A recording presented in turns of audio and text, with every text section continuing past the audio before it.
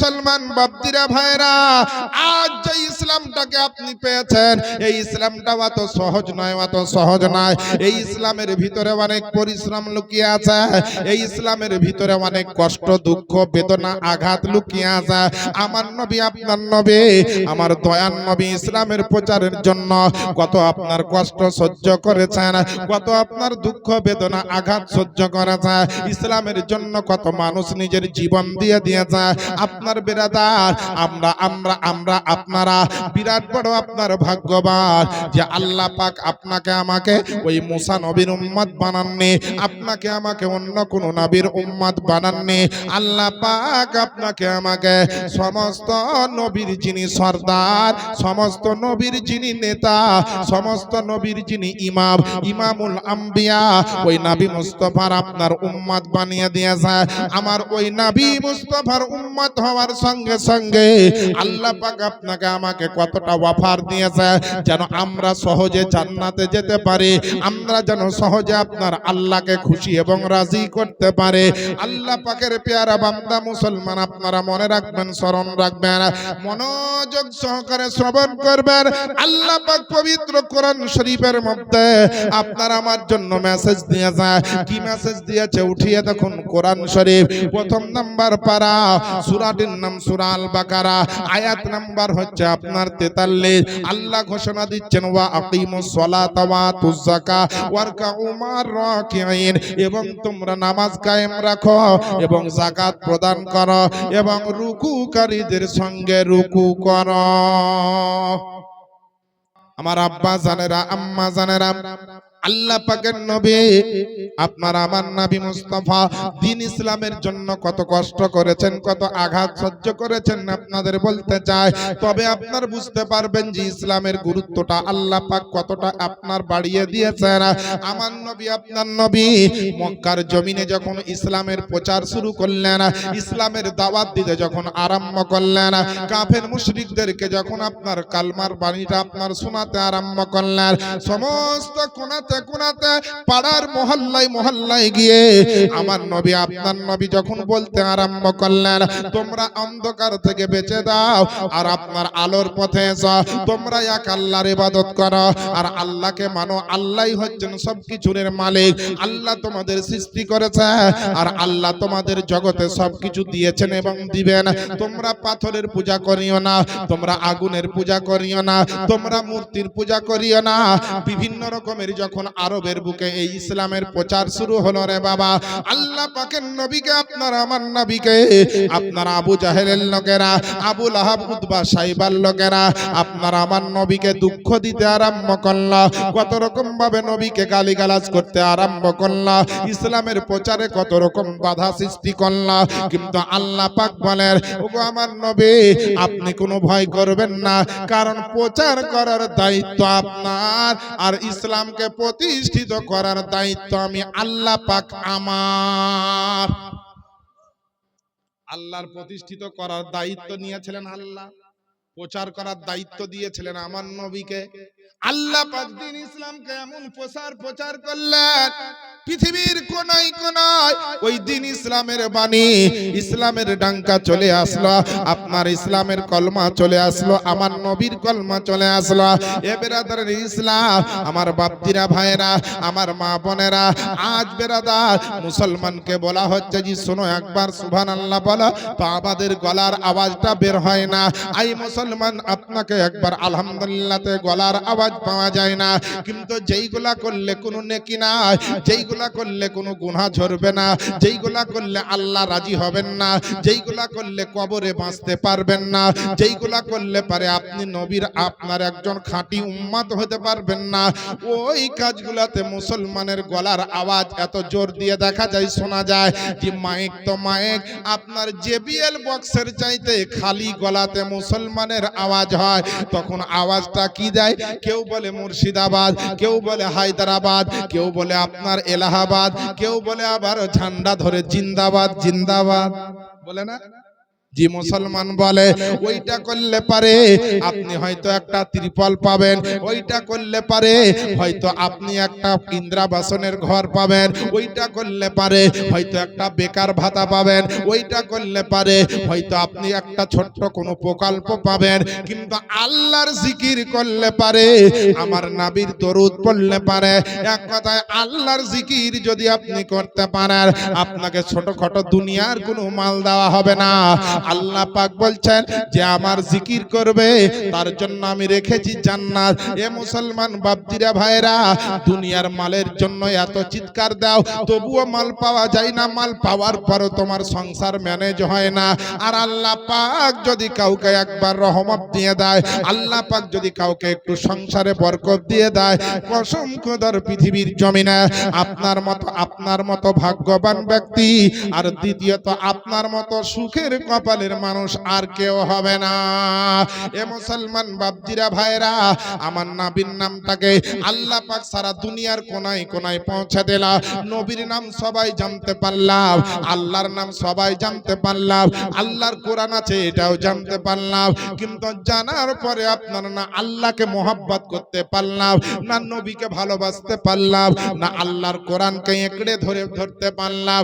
এ মুসলমান বেরাদার ইসলাম, পৃথিবীর জমিনে যেই দেশের মধ্যে আপনি বাস করছেন, এই দেশটার নাম হচ্ছে আপনার হিন্দিতে হিন্দুস্তান, আর আপনার ইংরেজিতে ইন্ডিয়া, আর বাংলাতে একে বলা হয় ভারতবর্ষ। এই ভারতের জমিনে বাস করার জন্য আপনার দেশের একটা সংবিধানকে মানতে হয়। বাংলাদেশে বাস করলে তার দেশের সংবিধানকে মানতে হয়, আপনার ইউরোপে বাস করলে তার দেশের সংবিধানকে মানতে হয়, হইল্যান্ডে বাস করলে তার দেশের সংবিধান মানতে হয়, আফ্রিকাতে বাস করলে তার দেশের সংবিধানকে মানতে হয়। পৃথিবীর যে কোনো দেশে বাস করলে সে দেশের সংবিধানকে মানতে হয়।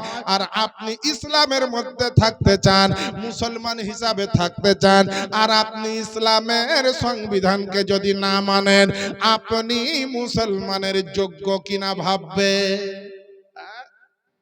আপনি মুসলমানের যোগ্য কিনা ভাববেন? আমি বলবো না। আমি যদি এখনই বলি যে আপনারা সব বাদ হয়ে গেছে, তো বলি মৌলবি ভুল ফতোয়া দিয়ে দিল। আমি ফতোয়া দিব না বাপ, আর কাউকে কষ্টও দিব না। আমি খালি আপনাকে সঠিক কথাটা তুলে ধরছি, মূল্যায়ন আপনারাই করবেন, যার যেমন জ্ঞান আছে। আমার বাপজিরা ভাইরা, যত বড় আপনি পালহান হন, যখন ভোট আসবে, তো ভোটের সময় যদি আপনার ভোটের কার্ড না থাকে, ভোট দিতে পাবেন? ভোট কেন্দ্রে ঢুকতে পাবেন? জিনা মুসলমান ঢুকতে পাবেন না। রেশনের দোকানে সবাই মাল আনছে, আপনিও যদি দেখা দেখি চলে যান, আর আপনার যদি রেশন কার্ড না থাকে, ডিলার আপনাকে মাল দিবে? জিনা মুসলমান দিবে না। তাহলে রেশনের ডিলারের কাছে মাল নিতে গেলে রেশন কার্ড লাগবে, ভোট দিতে গেলে ভোটার কার্ড লাগবে। তো বেরাদার, যদি রেশনের মালের জন্য রেশন কার্ডের প্রয়োজন হয়, ভোট দেওয়ার জন্য একবার একটা সুইচ টিপবেন, এর জন্য যদি ভোটার কার্ডের দরকার হয়, তো মহান রব্বুল আলামিনের একটা বড় নিয়ামত, যার নাম হচ্ছে পবিত্র জান্নাত, ওই নিয়ামতের ঘরে, জান্নাতের ঘরে, রহমতের ঘরে, আরামের ঘরে, খুশির ঘরে, আনন্দের ঘরে, ওই পবিত্র জান্নাতে আপনি যাবেন। আপনার রেশনের আপনার কার্ড না হলে রেশনের মাল পাননি, ভোটের কার্ড নাই বলে ভোট কেন্দ্রে ঢুকতে যেমন পাননি, তো কসম খোদার করে বলি, আল্লাহর প্রতি যদি ঈমান না থাকে, তো জান্নাতে যেতে পারবেন না। আর যদি নবীর প্রতি মহব্বত না থাকে, তো জান্নাতের হকদার হতে পাবেন না। মাল যদি নিতে হয়, আগে কার্ড তৈরি করেন। কার্ড যেমন তেমন একটা কোম্পানির ঘরে এখন বলছে আইডেন্টি কার্ড ঝুলাইতে হয়েছে। এটাকে মুখে বলবে না, দেখি চিনে নেবে এটা অমুক কোম্পানি, এটা মানুষের সাহায্য সুবিধার জন্য। আল্লাহ রাসূলকে বললেন, ইয়া রাসূলুল্লাহ, হাসরের ময়দানে সমস্ত নবীর উম্মত থাকবে গো নবী, তো আপনার উম্মত গুলাকে আলাদা করে কি করে চিনা যাবে? তো আমার নবী বললেন, চিনা যাবে কি করে? না, তো যারা আখেরি জামানার নবীর উম্মত হবে, তাদের চেহারা থেকে, হাত পা থেকে নূর চমকাবে হাসরের ময়দানে। বলে কেন? কারণ তারা ওযু করবে যতবার দুনিয়াতে, ওযুতে যে সমস্ত জায়গাগুলা ধৌত করে, এই জায়গাগুলা দিয়ে হাসরের ময়দানে নূর চমকাবে। গোটা দুনিয়ার নবী এবং নবীর উম্মতগণ দেখে বুঝতে পারবে যে যাদের নূর চমকাচ্ছে এরা হচ্ছে নূর নবীর উম্মত আছে। তা বেরাদার, আমার নবী বড় বড় অফারের কথা আপনাকে দিয়েছেন। অফার দিয়েছেন কে? আল্লাহ। আর এই অফারগুলো এনে আমাদের কাছে পৌঁছে দিয়েছেন আমার নবী মুস্তাফা।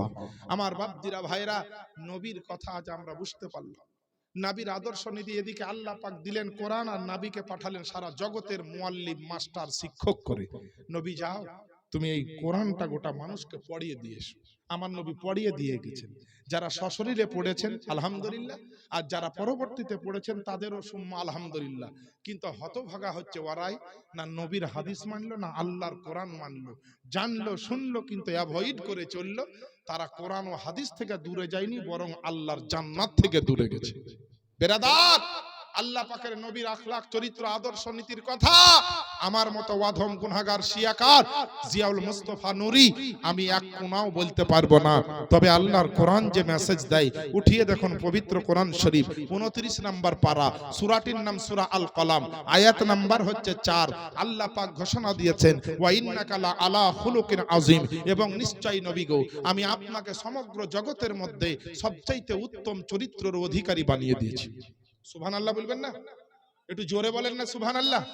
না আপনাদের দুঃখ হচ্ছে খুব? হায় হায়, দুঃখ করিয়েন না বাপ। দুঃখ করবেন যার নেকি নাই, যার গুনাহ বেশি, তার কপালে দুঃখ। আপনাদের কপালে দুঃখ কেন হবে? এমন জায়গায় বসে আছেন যে আপনাদের নফল ইবাদত হচ্ছে এখানে। বলবেন কেন? তিরমিজি শরীফের হাদিসের মধ্যে আল্লাহ রাসূল বলেন, তাদারাসুল ইলমি সাআতাম মিনাল লাইলি খায়রুম মিন ইহইয়াইহা। যেখানে আল্লাহ রাসূল নিয়ে, হাদিস ও কোরআন নিয়ে, শিক্ষা নিয়ে আলোচনা হয়, ওই জায়গায় কিছুক্ষণ বসে থাকলে সারা রাত্রি জেগে ইবাদত করার সমতুল্য হয়, তার চাইতে অপেক্ষা উত্তম হয়। এটা হাদিস বলছি আপনাকে। বেরাদার, আজ আমরা নবীর আদর্শ নীতি মোতাবেক আমাদের আদর্শ নীতি করা দরকার ছিল, কিন্তু নাই।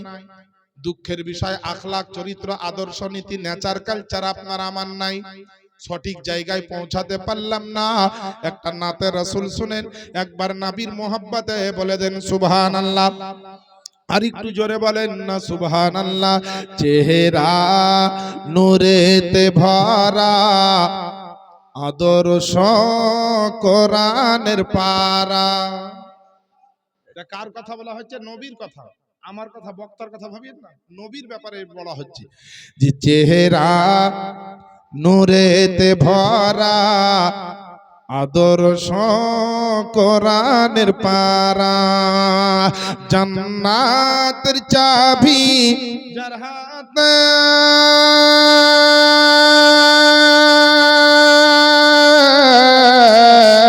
জান্নাতের চাবি যার হাতে, জান্নাতের চাবি যার হাতে, তিনি উম্মতের সাহারা। চেহারা নূরেতে ভরা, আদর্শ কোরআনের পারা। জোরে বলেন না। নবীকে যারা চিনেছে কিভাবে সম্মান করেছে, শাইর বলছে শুনেন।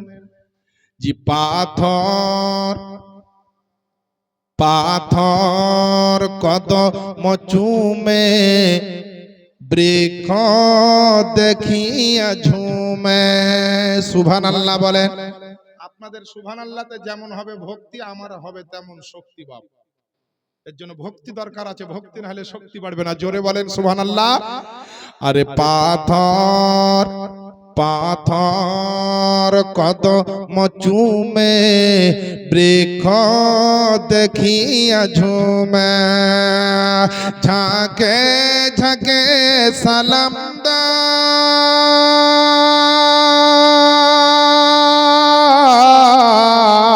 ঝাঁকে ঝাঁকে সালাম দায়, ঝাঁকে ঝাঁকে সালাম দায়। জান্নাতের ফেরেশতারা, চেহারা নূরেতে ভরা, আদর্শ কোরআনের পারা। চেহারা নূরেতে ভরা, আদর্শ কোরআনের পারা। বেরাদার ও